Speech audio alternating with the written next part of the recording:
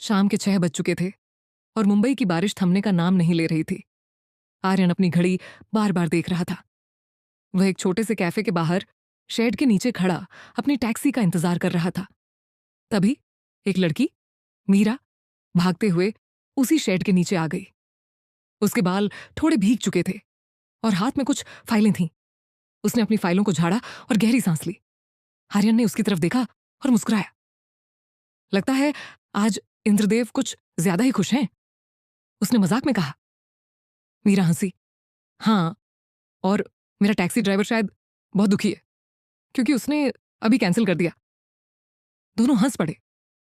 बारिश की बूंदें तेज हो गईं और हवा ठंडी हो गई। पास ही एक चाय वाला अपनी दुकान बंद करने ही वाला था। आर्यन ने पूछा, जब तक बारिश नहीं रुकती क्या एक एक कप चाय हो जाए? मीरा थोड़ा हिचकिचाई, फिर मुस्कुराते हुए बोली, अदरक वाली? बिल्कुल, आर्यन ने जवाब दिया। अगले आधे घंटे तक उन्होंने अजनबियों की तरह नहीं बल्कि पुराने दोस्तों की तरह बात की। बारिश, मुंबई का ट्रैफिक, पसंदीदा किताबें और सपनों के बारे में। जब बारिश रुकी तो दोनों की टैक्सियां आ गईं। जाते जाते आर्यन ने हिम्मत करके पूछा, क्या हम फिर कभी चाय पर मिल सकते हैं बिना बारिश के?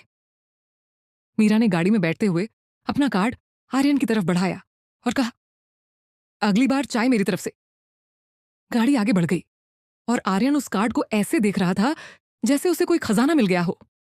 एक नई शुरुआत उस बारिश वाली शाम के 3 दिन बाद। आर्यन ने हिम्मत जुटाकर मीरा को कॉल किया। हेलो मीरा, मैं आर्यन, वो बारिश और चाय वाला। मीरा हंस पड़ी। अरे आर्यन, मैं सोच ही रही थी कि तुम कॉल करोगे या मुझे ही पहल करनी पड़ेगी। उस हंसी ने आर्यन की सारी घबराहट दूर कर दी। उन्होंने अगले ही दिन मिलने का प्लान बनाया। मुलाकातों का सिलसिला शुरू हुआ। उन्होंने जाना कि दोनों को पुराने हिंदी गाने पसंद है और मरीन ड्राइव पर टहलना सुकून देता है। 6 महीने बीत गए। दोस्ती कब प्यार में बदल गई, दोनों को पता ही नहीं चला। लेकिन अभी भी किसी ने उन 3 शब्दों को नहीं कहा था। फैसले की घड़ी एक दिन मौसम फिर बदला।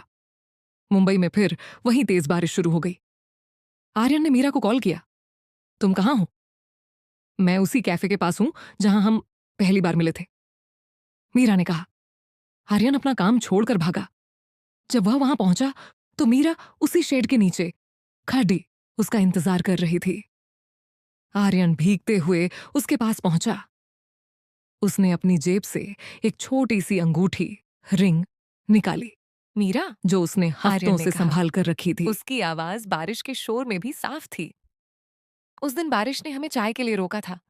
आज मैं चाहता हूं कि यह बारिश गवाह बने।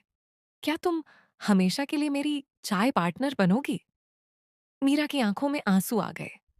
उसने मुस्कुराते हुए अपना हाथ आगे बढ़ाया। सिर्फ चाय ही नहीं आर्यन, जिंदगी भर के लिए। आर्यन ने उसे अंगूठी पहनाई और दोनों ने एक दूसरे को गले लगा लिया। बारिश अब भी हो रही थी, लेकिन अब उन्हें भीगने का डर नहीं था। उनकी कहानी पूरी हो चुकी थी।